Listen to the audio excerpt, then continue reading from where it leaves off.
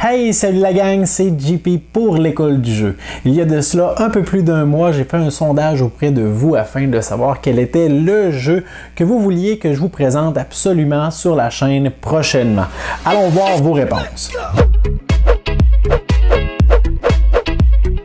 Je pense que c'est assez clair comme demande, alors aujourd'hui j'ai pas le choix, je dois vous présenter Brewcrafters, un jeu pour 2 à 5 joueurs dans lequel vous allez incarner les propriétaires d'une microbrasserie en pleine expansion. Donc vous aurez à gérer les différentes recettes de bière que vous voudrez acquérir les premiers parce que la compétition est féroce. Vous devrez gérer également l'expansion de votre microbrasserie, les différentes pièces que vous voulez y ajouter, gérer votre personnel, donc beaucoup de choix à faire dans ce gros jeu. Dans les prochaines minutes, je vous présente les règles de ce dernier et vers la fin de la vidéo, je vous reviens avec ma critique. Alors, on regarde ça. L'école du jeu, en partenariat avec la boutique L'Imaginaire, au-delà de vos attentes.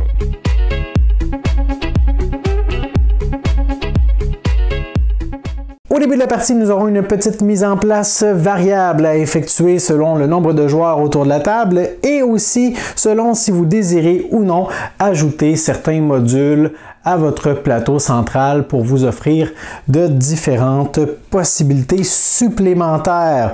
Vous devez savoir également qu'il y a des emplacements qui sont disponibles seulement selon un nombre de joueurs prédéfini. Donc, ces emplacements seront à ignorer si vous êtes à un nombre de joueurs insuffisant. Quelques petites pistes avant de nous lancer dans les détails. Nous avons juste ici les 9 différentes recettes de bière qu'il sera possible de concocter en cours de partie. Nous avons juste ici les différents ingrédients qu'il est possible de récolter qui vont nous servir pour la fabrication de la bière. Nous avons le malt, le houblon, la levure pour ce qui est des 3 ingrédients de base et nous avons les ingrédients avancés, le café, les épices et les fruits. Nous avons juste ici les différentes améliorations qu'il est possible de construire sur notre plateau individuel qui représente notre microbrasserie, le plateau central où nous allons envoyer nos ouvriers effectuer des actions et nous avons juste ici les 9 différents employés spécialisés qu'il sera possible de recruter en cours de partie. Vous devez savoir qu'il y en a 24 au total dans la boîte et qu'à chaque partie, nous avons de nouvelles configurations. Maintenant, allons voir notre plateau personnel d'un peu plus près. Au début de la partie, nous aurons à déterminer un premier joueur qui pourra écoper de ce marqueur qui est, ma foi, merveilleux. Par la suite, les joueurs vont récolter leurs ressources de base et nous aurons quelques petites ressources supplémentaires pour le 2e, 3e et 4e joueur. Donc, normalement, les joueurs commencent avec 6 billets de banque, 2 cubes qui vont représenter le malt et un cube qui va représenter le houblon. Où est-ce que nous allons garder ces cubes? Eh bien, dans notre petite réserve juste ici, dans notre entrepôt. Nous avons une information juste ici qui nous indique que nous pouvons conserver au maximum 12 ingrédients dans cet entrepôt. Donc, on voit que nous sommes limités. Vous remarquez qu'il y a des emplacements qui sont libres présentement dans notre microbrasserie qui est en pleine expansion, donc c'est bien normal. Il sera possible, par exemple, un peu plus tard, d'aller construire un 2e entrepôt, ce qui va nous donner de l'emplacement supplémentaire, mais il serait également possible de se fabriquer une ferme juste ici. Donc tout ça dépendra des choix que vous ferez en cours de partie. Vous remarquez également que nous avons quelques symboles d'argent qui sont soit sur notre plateau individuel ou sur certains de nos petits meeples juste ici. Eh bien ça représente le montant total d'argent que nous devrons payer à la fin de la manche. Donc 3 fois pendant la partie, à la fin de chaque hiver, nous devrons payer un billet de banque pour chacun de ces symboles que nous aurons en notre possession. Donc on commence tout de suite la partie avec une dette de 5 $ à payer. Par la suite, nous avons juste ici notre plateau de laboratoire, comme cet emplacement l'indique. Donc, ces plateaux sont recto-verso. Nous avons d'un côté un plateau qui est pareil pour tout le monde, alors que de l'autre, il serait unique. Donc, chacune de ces habiletés serait différente pour ce qui est de tous les joueurs autour de la table. On commence avec un marqueur à l'emplacement de départ et en cours de partie, il sera possible d'aller récolter des avantages qui seront soit instantanés, 3 fois durant la partie, lorsqu'une certaine circonstance subvient, ou tout simplement des différentes façons de faire des points en fin de partie. Et finalement, ce que les joueurs obtiennent au début, ce sont leurs petits travailleurs. Donc, les meeples en bois ici seront utilisés pour aller effectuer des courses au marché, alors que les petits meeples comme ceci en carton représentent les employés qui vont travailler directement dans notre microbrasserie et qui vont y faire des tâches bien particulières. Parlons un peu de la bière avant d'entrer dans les mécanismes de jeu. Donc, il faut bien comprendre quelque chose avec Brewcrafters, c'est que nous avons 3 différents types de bières, les stout, les porter et les ale. Chacune de ces catégories est très importante puisqu'on ne peut pas brasser n'importe quelle bière au début de la partie. Si on veut brasser une bière avancée, donc les 6 parmi les 6 du bas juste ici, on doit tout d'abord brasser l'une des recettes de base de sa catégorie. Donc, si par exemple, je suis intéressé à brasser pour une raison ou pour une autre la bière Sweet Clover Honey Porter, pas de problème, mais avant de pouvoir le faire, je devrais réussir à brasser une Pleasantly Porter juste ici. Donc, qu'est-ce qui est important pour ces recettes? Eh bien, nous avons ici le nombre de points que cette recette va nous rapporter une fois que la bouteille sera embouteillée et prête à être vendue. Nous avons également ici sa catégorie. Nous avons la recette pour la fabriquer. Dans ce cas-ci, il nous est demandé 3 maltes, 1 houblon, une levure et une épice. Nous avons ici les petits jetons. Donc, une fois que nous l'avons brassé, on peut prendre ce jeton avec un rappel du nombre de points imprimé sur le dessus et nous allons l'ajouter dans notre microbrasserie à l'emplacement correspondant. Et finalement, nous avons ces petits brevets ici qui nous donneront des points de victoire en fin de partie. Et c'est le premier joueur qui va réussir à brasser l'une de ces bières avancées qui va pouvoir récupérer le brevet. Nous avons également certains symboles dans le coin juste ici, par exemple le baril ou la petite banderole, qui sont tout simplement affectés à des améliorations bien précises. Une partie de Brewcrafters se déroule en 3 ans, chaque année étant divisée en 4 saisons. Donc au total, nous ferons 12 tours. Chacune de ces saisons a quelque chose qui lui est propre, qui lui est particulier. Et ce que vous avez surtout besoin de retenir, c'est que c'est à la fin de chacune de nos années, donc à la fin de l'hiver, que nous devrons payer tous nos employés et payer tous les frais relatifs à l'entretien des améliorations que nous avons construites dans notre microbrasserie. Donc, la première étape du jeu est tout simplement celle où nous allons ajouter de nouvelles ressources au plateau central. Donc, nous voyons ici des petits encadrés avec des flèches orangées. Ce sont des emplacements où il va s'accumuler des ressources si elles n'ont pas été prises lors des tours précédents. Donc, si tous les emplacements sont vides, comme c'est le cas au début de la partie, eh bien, on ne fait qu'ajouter les ressources qui sont indiquées sur ceux-ci. Et maintenant, un peu plus tard, les joueurs pourront venir placer leur ouvrier et récolter les différentes ressources qui ont été accumulées. Advenant le cas où, à la fin d'un tour, certaines de ces ressources n'ont pas été prises, eh bien, au tour suivant, nous aurions tout simplement la possibilité d'accumuler. Donc, nous allons encore une fois ajouter des ressources à chacun de ces emplacements, d'où l'accumulation dont je vous parlais. La deuxième phase de jeu est celle des actions relatives au marché. En commençant par le premier joueur, les joueurs vont placer l'un de leurs ouvriers à quelque part au marché.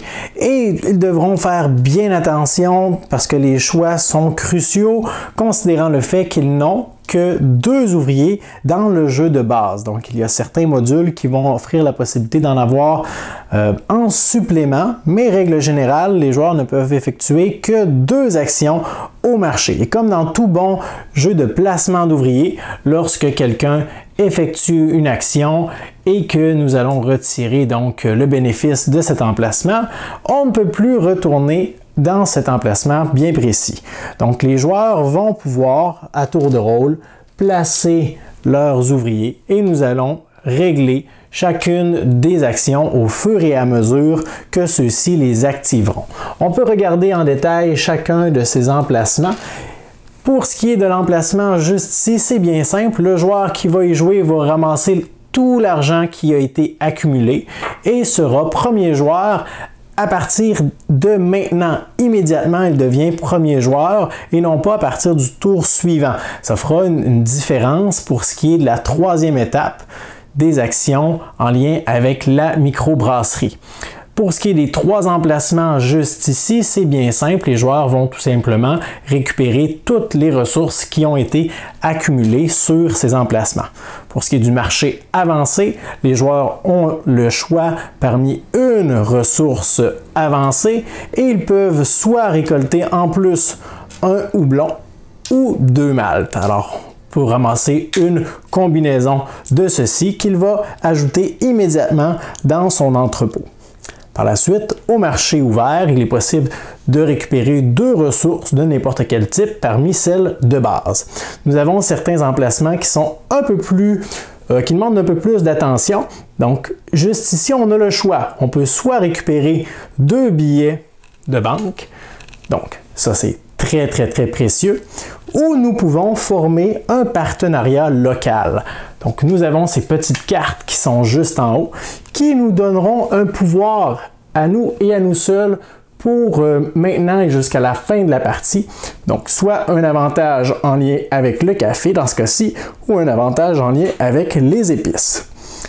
Et finalement, le dernier emplacement pour ce qui est du jeu de base va nous permettre soit d'aller récupérer un nouvel ouvrier qui travaillera dans notre microbrasserie.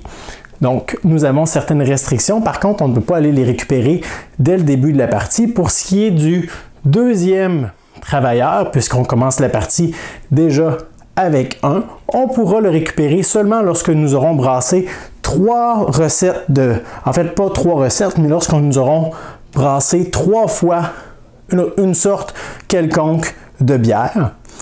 Et pour ce qui est du 3e ouvrier, lorsque nous aurons brassé 9 fois de la bière dans notre microbrasserie. Et finalement, il serait possible à la place d'aller récupérer n'importe quel des ouvriers spécialisés qui figuraient à côté de notre plateau. Chacun d'entre eux nous donnera un pouvoir bien précis dans certaines circonstances. Donc on fait ça jusqu'à ce que tout le monde ait placé leurs ouvriers et on passe à la prochaine phase. On procède ensuite avec la 3e phase de jeu, celle de la résolution des actions dans notre microbrasserie. En commençant par le premier joueur, d'où l'importance, lorsqu'on devient premier joueur, de récupérer immédiatement ce verre, parce qu'en commençant par le premier joueur, nous allons pouvoir décider laquelle de ces 3 actions, pour ce qui est du jeu de base, nous voulons effectuer.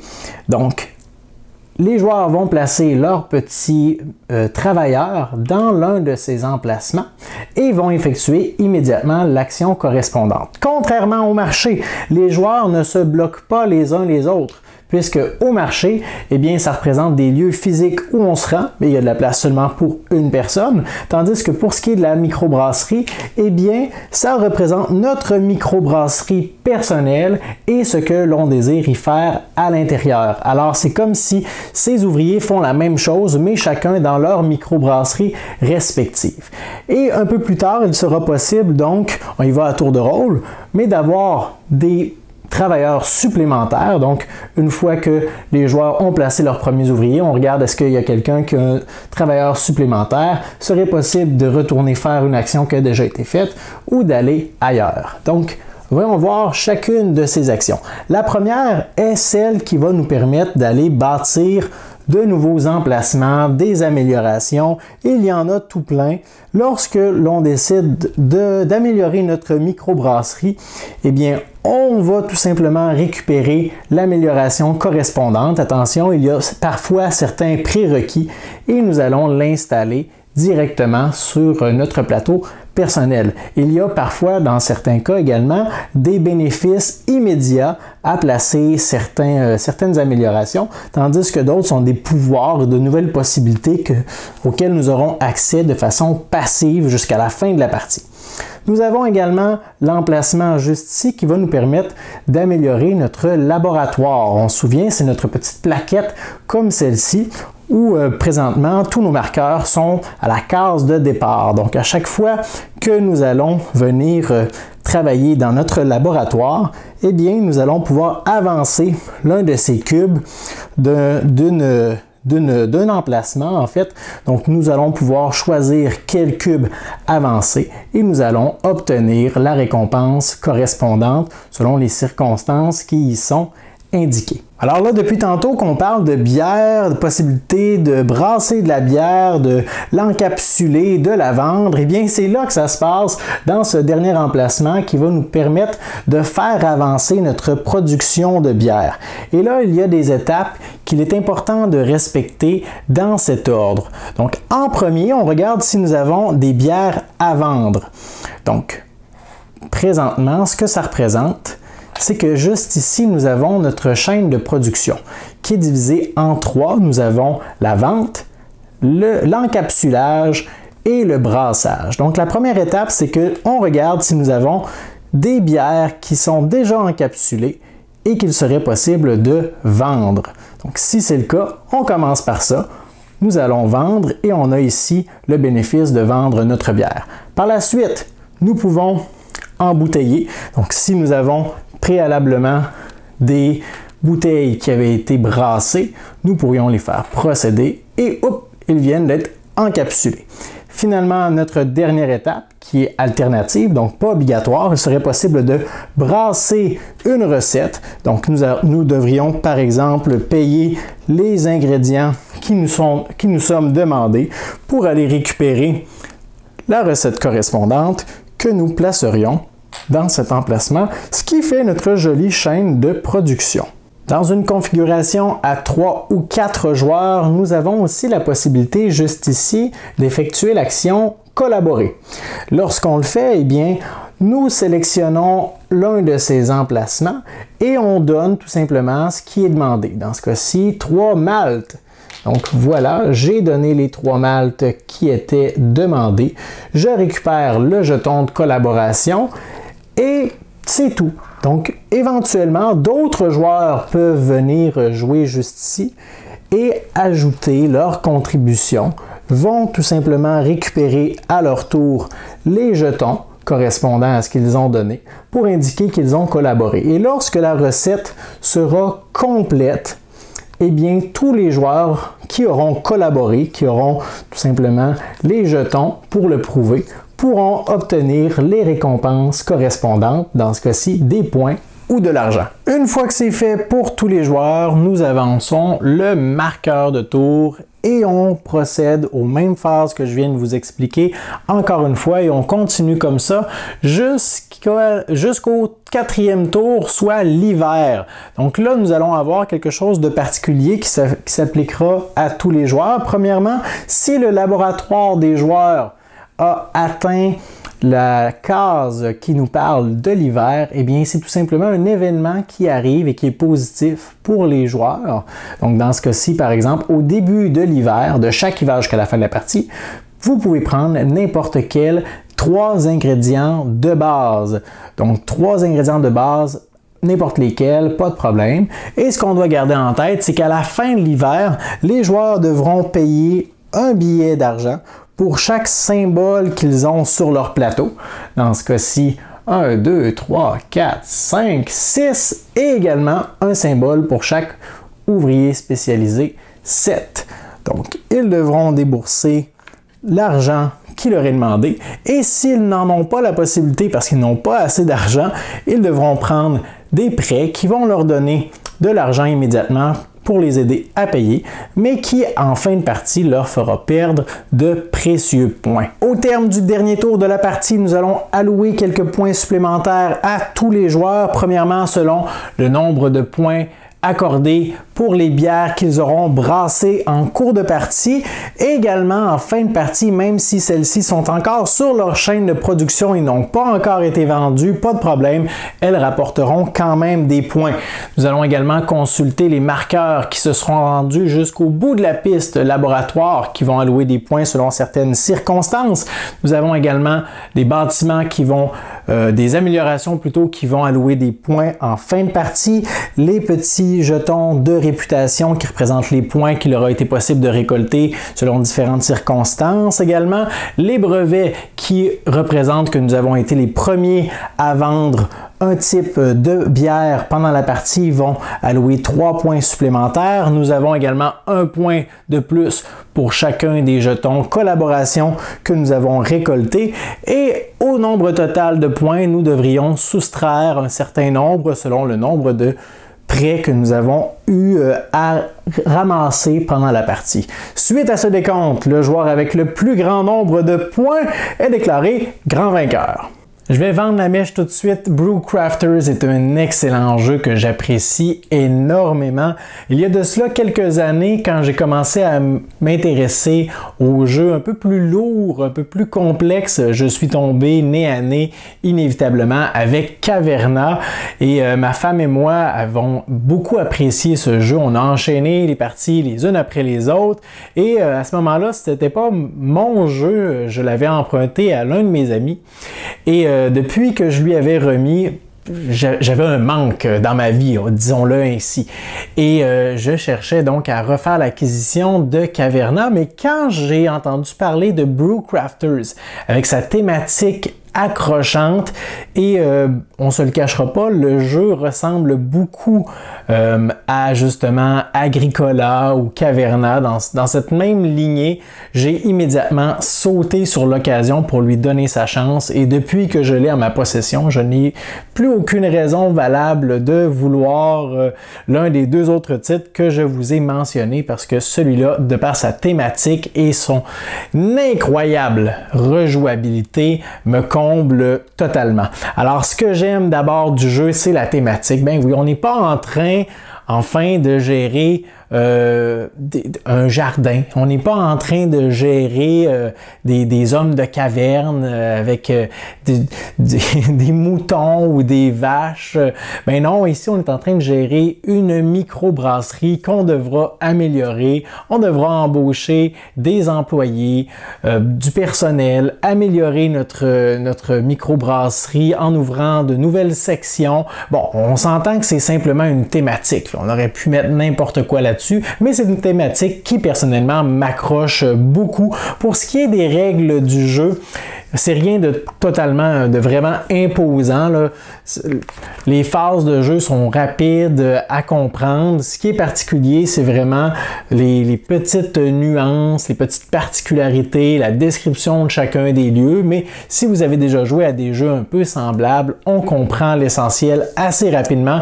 Un élément que je n'ai pas pris la peine de mentionner dans la partie des règles, c'est de décrire chacune des améliorations parce que nous avons cette petite feuille ici recto verso qui fait le travail à notre place. Je dois d'ailleurs vous mentionner que Brewcrafters est un jeu qui est disponible présentement, du moins seulement en anglais. Donc il faut être à l'aise avec les règles pour pouvoir, avec l'anglais en fait, pour pouvoir s'y référer. Mais sinon, à part les petites cartes d'employés spécialisés et les quelques écritures qu'il y a sur les emplacements d'action, il n'y a aucun texte outre ce que vous avez vu.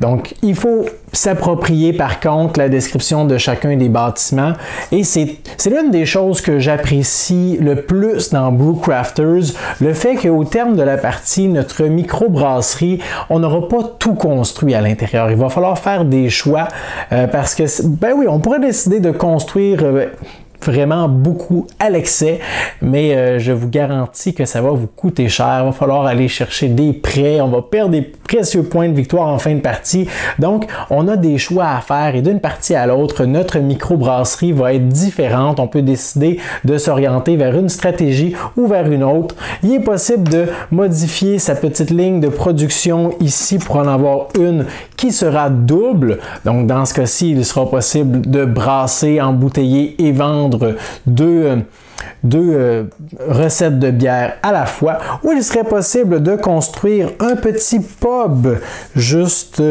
ici, une petite extension à notre microbrasserie qui va en fait être une chaîne de production accélérée. Pas besoin de l'embouteiller puisqu'on les sert directement aux tables. Il est possible de construire une petite ferme extérieure. Donc vous avez vu sur le plateau, j'en ai pas parlé là, mais sur le plateau de Tours au printemps, on a la possibilité, si on le désire, de planter des fruits. Donc on sacrifie des fruits, des ressources avancées qu'on a à notre possession pour 2 tours plus tard, au début de l'automne, en récolter un nombre qui est supérieur. Alors, c'est un investissement comme ça.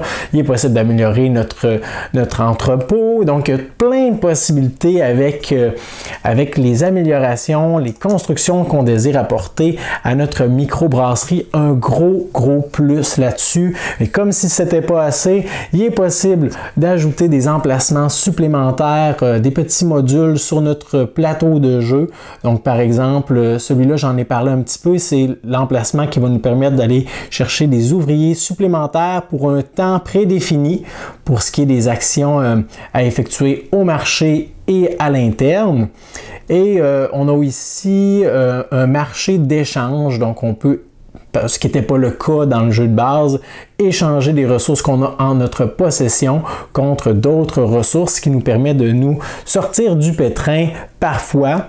Et là, je ne l'ai pas avec moi en ma possession, là, je veux dire, je ne l'ai pas sous la main, mais on a également les plateaux de laboratoire qui sont uniques. Là. Le côté unique est très intéressant parce qu'à chaque fois qu'on est en cours de partie, on s'intéresse à ce que les autres peuvent avoir comme amélioration et c'est totalement différent.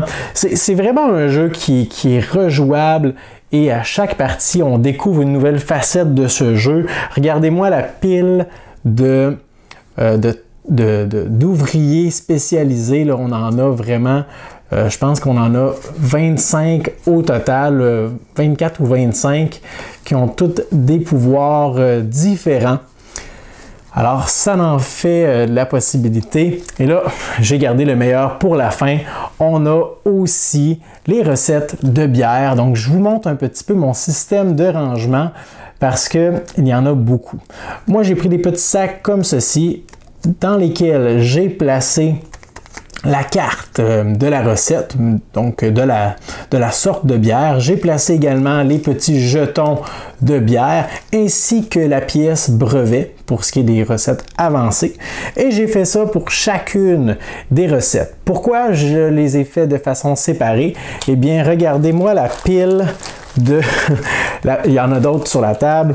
Regardez-moi la pile de recettes. Il y en a, je pense, plus de 25 là-dedans.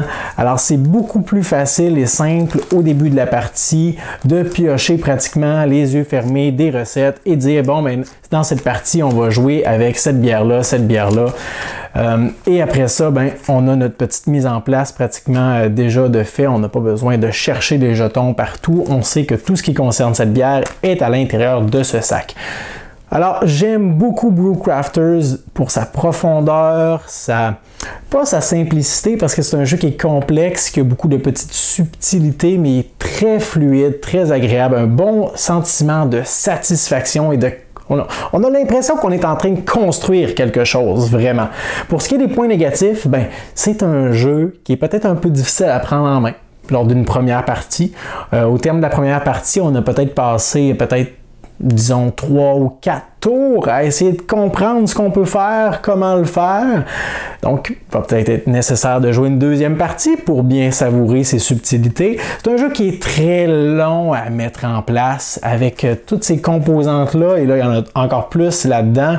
C'est très, très long à mettre en place et aussi long à remettre dans la boîte. Là, en fait, moi, là, quand j'ai terminé de filmer la partie des règles, j'ai décidé de tout remettre dans la boîte et c'est inévitable. À chaque fois, on retrouve sur le plateau de quelqu'un un petit jeton de bière, puis là, on se dit, bon, dans quel sac ça va? Et il faut retrouver le sac. Alors, si ça ne vous dérange pas de prendre du temps avant et après pour mettre en place et réemboîter le jeu, je vous dirais que c'est les gros points faibles que je peux trouver. Il y a peut-être quelques petits problèmes avec des bâtiments qui peuvent s'avérer très puissants dans certaines circonstances. Mais à part ça, Brewcrafters est un jeu que je ne saurais trop vous recommander. Si vous avez l'occasion de mettre la main là-dessus, si vous êtes à l'aise en anglais, sautez sur cette opportunité. Merci d'avoir été des nôtres. Je vous encourage à nous suivre sur Facebook, vous abonner à notre chaîne, envoyer un pouce vers le haut pour manifester votre intérêt pour cette vidéo. Et moi, je vous dis à la prochaine.